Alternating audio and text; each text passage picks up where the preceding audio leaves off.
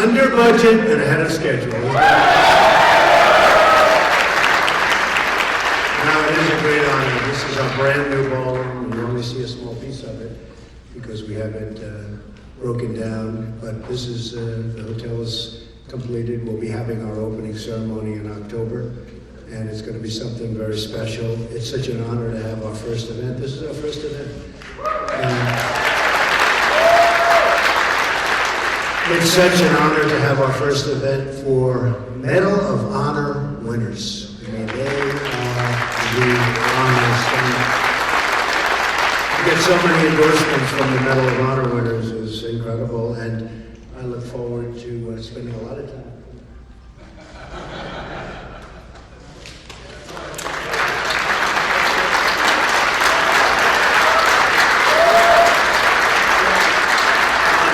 Courage than I do, of course, all the time. But it is such an honor to have this particular ceremony be the first ceremony, because I think when the hotel opens officially, it will be one of the great hotels anywhere in the world.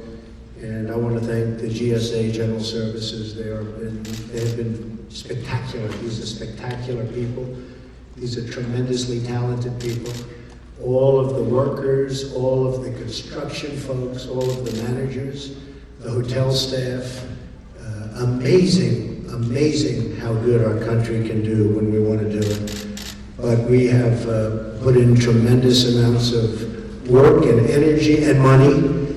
And I really believe, I said this will be the best hotel in Washington. I think it may be one of the great hotels anywhere in the world. That's the way it goes. So really honored that this is our first event. So I'm pleased to be here this morning with two Medal of Honor recipients and the Six Flags and general officers. We have a tremendous amount of talent here, a lot of generals, and General Kellogg, General Flynn. We have just, the room is stacked with generals and talented people and leaders. I love leaders. The great people represent 120 flag and general officer endorsements. 120. And that number is going up very rapidly. And now 17 Medal of Honor recipients. In addition, it's a tremendous amount of very, very brave people. In addition, I'm honored to be joined by the many veterans that are supporting us all throughout the room. Thank you very much for being here.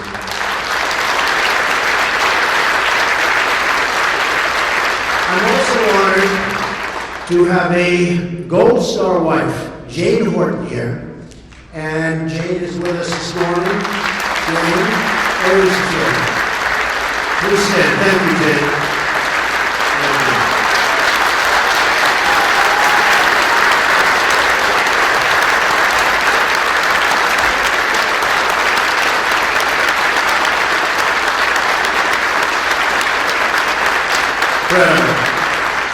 Jane lost her husband, Specialist Chris Horton, in Afghanistan on September 9th, 2011. And Jane, it's such an honor to have you here. And I hear so many things about Chris, and he was a winner. And thank you very much on behalf of the country. Thank you. It's incredibly humbling to be in the company of these real and true heroes. I have the privilege to introduce our first Medal of Honor recipient, Mike Thornton.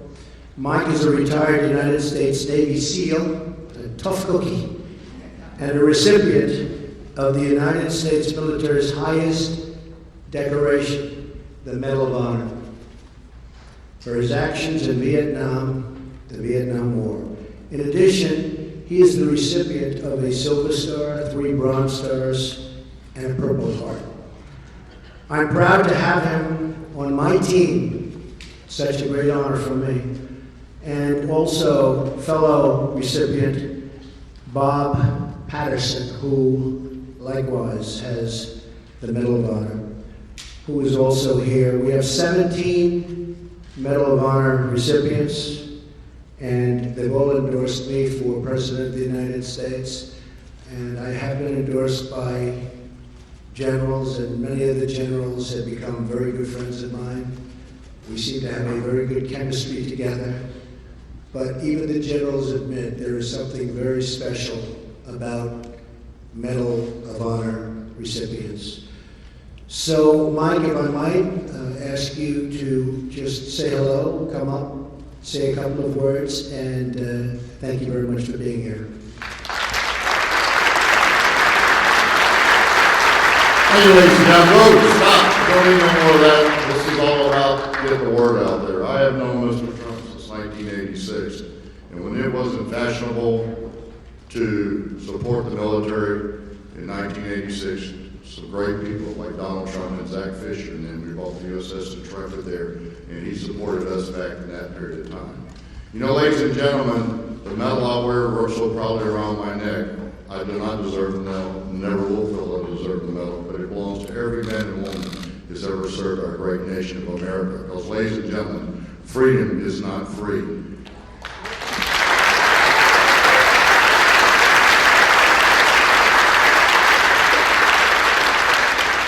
Right now, today is the most trying time in my life, which life is very short.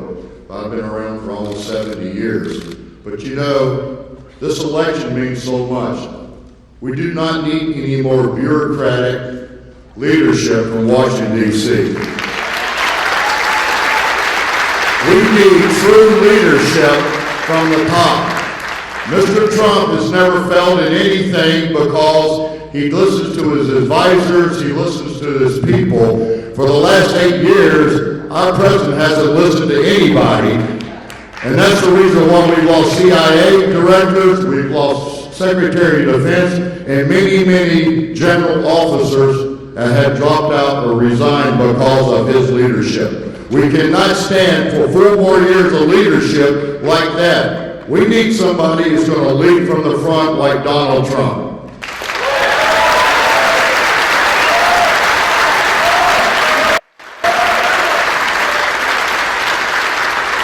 So thank you very much for having us here. God bless you, God bless America, and God bless Donald Trump.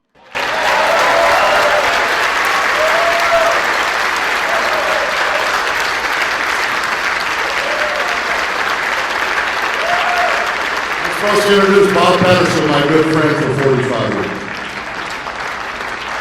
Just like the Army's better. I'm here to tell you something right now. I spent 26 years of my life defending this country.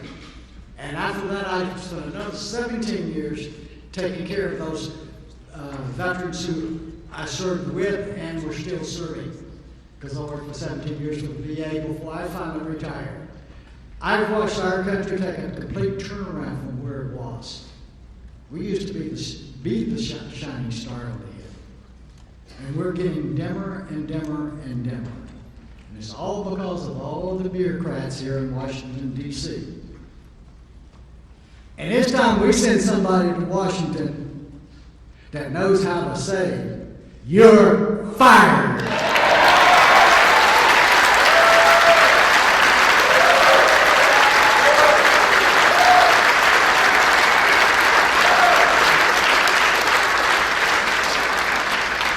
The gentleman I'm going to introduce is Major General Zapata. He is the CEO and President of the United States Mexican Chamber of Commerce based here in Washington, D.C. He's held service, served on many commissions under Presidents Nixon, Ford, Reagan, and both the Bushes. General Zapata entered the military in 1964. And he has numerous awards and decorations, including Silver Star, 5 Bronze Stars, with V for Valor and Purple Heart.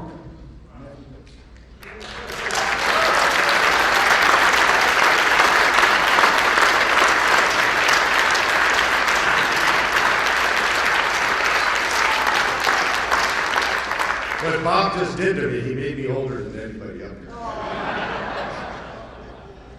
Mr. Trump, thank God for you.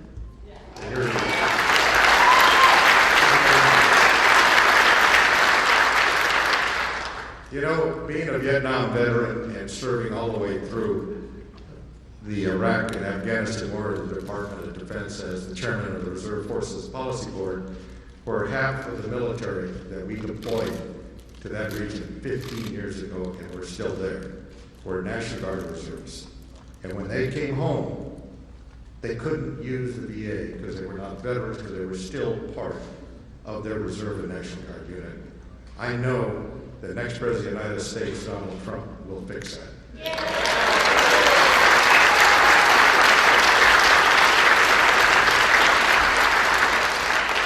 I also would like to say, you know, deplorables are also deployables.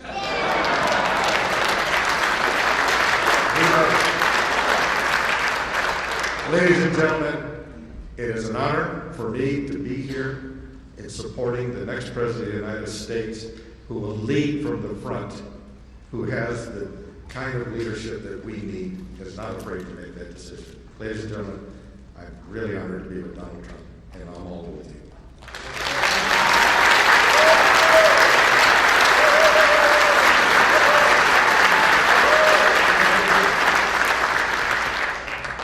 I actually probably did this on purpose because this next fellow is really a personal friend, and I have immense respect for him. He won his Silver Star in Korea when the North Koreans tried to take over our location there in the DMZ. So he's a very special warrior. He is a Major General. It's my honor to introduce you to Major General Bert Mississauga.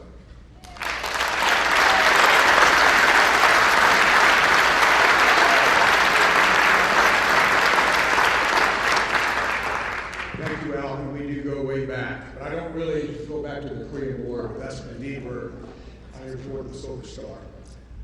After 40 years of serving this nation in uniform and 4 combat deployments, I've become convinced that our nation needs a multidisciplinary interagency approach to defeat our enemies and to secure the long-term fruits of victory. In essence, what we need is some fresh thinking, innovative approaches, and strong leadership. It's been my privilege to have spent some quality time with Mr. Trump on and off the campaign trail over the past few months. And I have been extremely impressed with this gentleman's stamina. And if any of you were privy to his schedule, you would be totally amazed at what he has been able to do.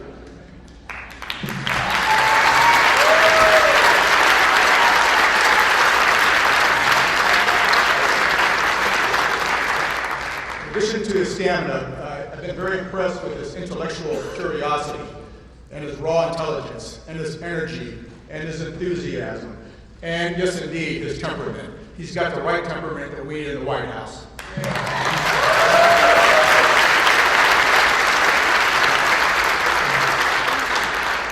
But the thing that I've been most impressed with is his absolute love for the men and women in uniform and the support he's going to give them from the White House.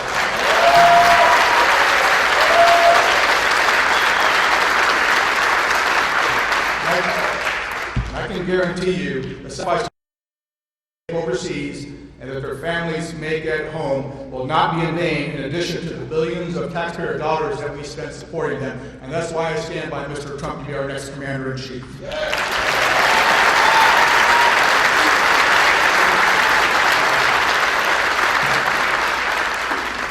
Now it's my pleasure to introduce fellow comrade at arms, Admiral Don Warren. He's a Naval Academy graduate in the class of '74. He commanded a guided missile frigate, a destroyer squadron. He was an executive assistant to our naval commander of Naval Forces Europe, and he ended a brilliant career as a deputy director for strategic plans and policy, and he covered Russia, Africa, and NATO. So, my pleasure.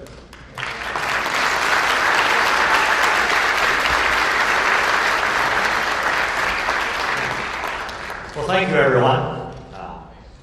We are a group of national security professionals who dedicated our lives to the security of our nation, as deplorable as we are.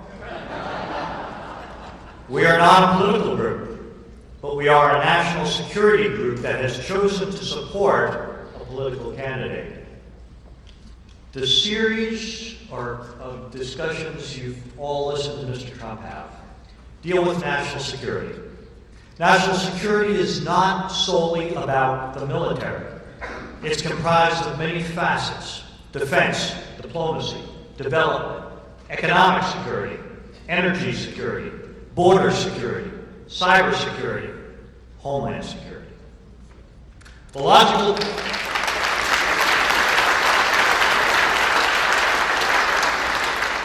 logical policy presentations that Mr. Trump has delivered over the last few weeks lay out a sound strategic approach to providing the security of the nation and the security of all Americans.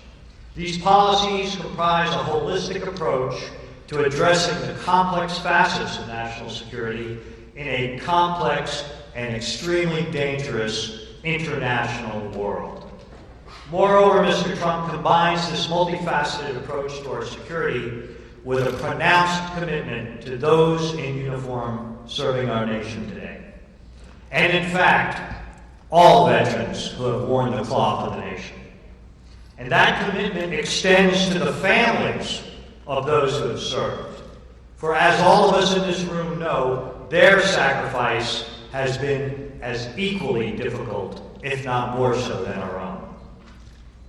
George Washington said, "The willingness with which our young people are likely to serve in any war, no matter how justified, shall be directly proportional to how they perceive veterans of earlier wars were treated and are appreciated by our nation."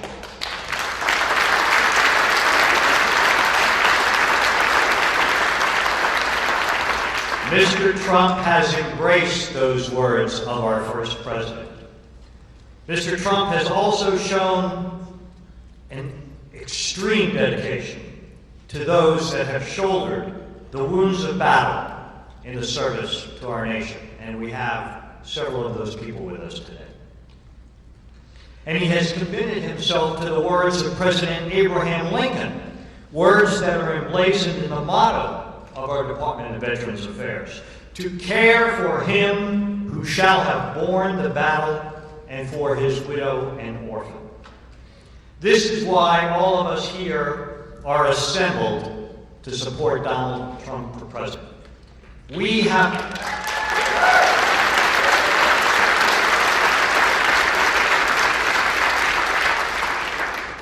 lived national security for a large part of our lives.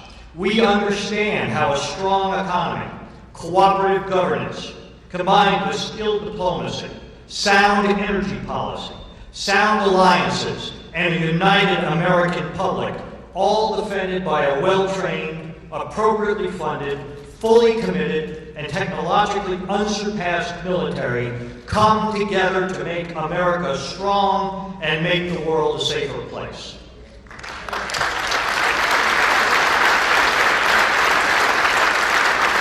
And finally, all of us on this stage, all of you in the audience who have served, you took an oath. You pledged, sealed with the honor and commitment in your own lives.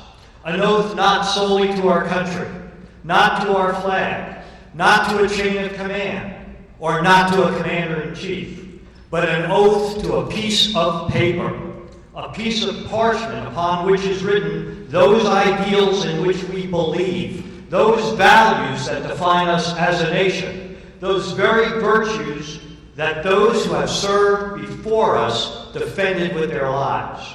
An oath to defend the Constitution of the United States from all enemies, foreign and domestic, and to bear true faith and allegiance to that Constitution.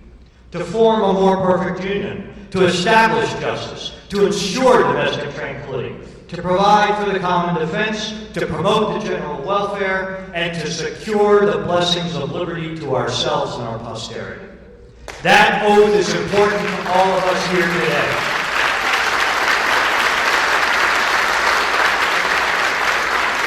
That oath remains the cornerstone of our lives long after we have taken off the uniform.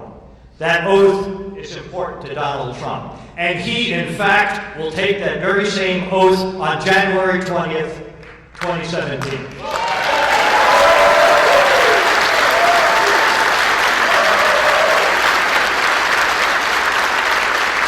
That's why we assembled in this room, along with many other veterans and their military families, all support his candidacy for President of the United States of America. Together, we will all make America great again. Thank every single one of you for your service to our nation, and may God continue to bless our United States of America.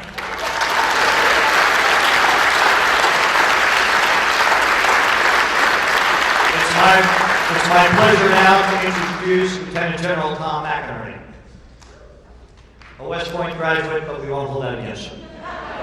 Commissioned as second lieutenant in the Army, he then joined the Air Force, completed pilot training, and went on to a long, distinguished military career, including Assistant Vice Chief of Staff, Headquarters, U.S. Air Force. His awards are numerous, including the Distinguished Service Medal, Defense Superior Service Medal, Legion of Merit, Distinguished Flying Cross, Bronze Star. A true good American hero, Tom McInerney.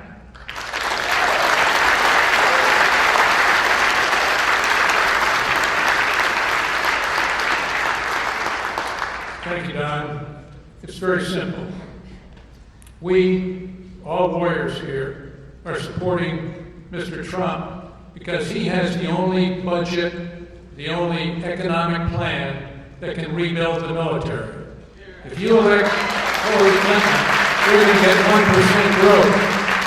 You're going to get 3.5% to 6% growth with this administration because he knows how to take the handcuffs off America's economy.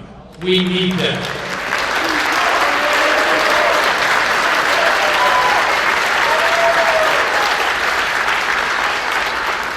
Make it very clear to the American people, there is only one candidate that can rebuild the United States military and make us great again. Now, it's my distinct pleasure to introduce Lieutenant General Keith Kellogg, who is on the national security part of Mr. Trump's team. He's doing the transition team for defense and VA affairs. Keith had 2 tours in Vietnam, the 101st Airborne Division, and then with Special Forces. He has a very distinguished career, culminating in the commander of the 82nd Airborne Division, the All-American Division, and finally finishing up as a J6 in the Joint Staff because the chairman wanted a warrior. Keith is a warrior. God bless you, Mr. Trump, and God bless America. Keith Kellogg.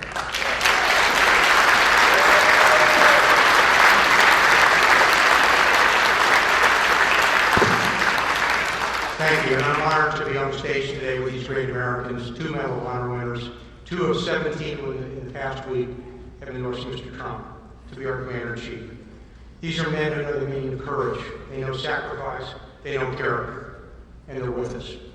And I also want to identify again, as Mr. Trump said earlier, Mrs. Jane Horton, the Gold Star wife of Chris Horton. Chris was a great young sniper with the 45th Infantry Division, the Thunderbirds of Oklahoma, and God bless you, and God bless what he has done as well. And to be these great veterans behind you who have served our nation so well. You know, we started last week, just last week, there were 88 who signed. We're over 165 today. These are men and women who led at all levels of leadership and believe deeply in his temperament, his leadership, his vision, and his guts to be our Commander-in-Chief.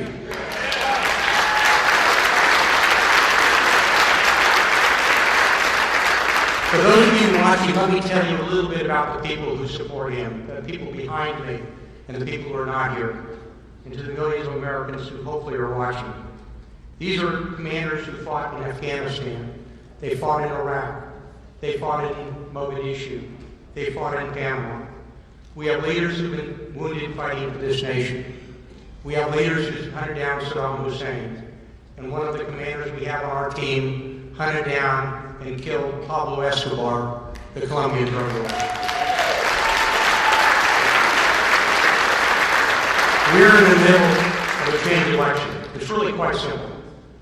To those of you here today, to those of you listening out there, to those of you watching, if you want to keep the status quo with all its failures and promises more of the same, then you know where you can go. Or if you want to move forward with courage, be what we can be, what we should be, and what we will be, then you will elect Donald Trump to be President of the United States of America.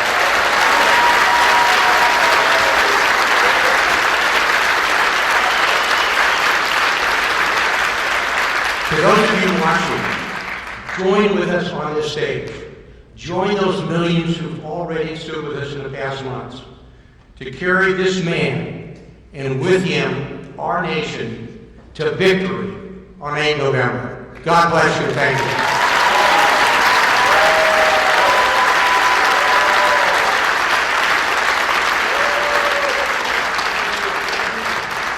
Okay, without further ado, the person that you're here to see and here to listen to, the next President of the United States, Donald J. Trump.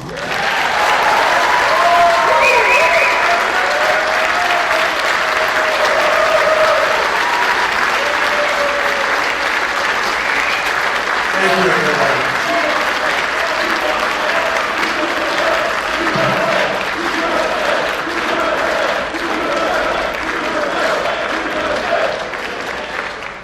Thank you, everybody. Please sit down. Thank you. This is such an amazing honor. And the difference is we want to all get back to work, whether it's building our military or building our country. We have to get back to work. We have a lot of work to do. We've been very much left behind. Speaking with the admirals and the generals and all of the military people, we talk about the word depletion.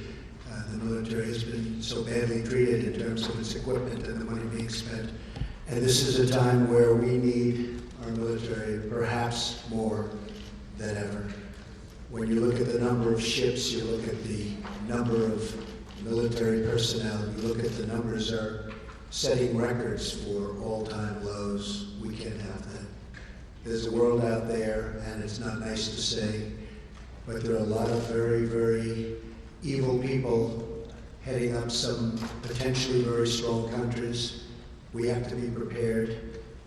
We have to keep our country so great and so strong. And that's why to have all of the support from so many generals, so many admirals, people I respect so much. They're smart, they're tough, they know what's happening. And I believe in them totally, and that's why the fact that they believe in me is one of the great honors of my life. So I want to thank everybody.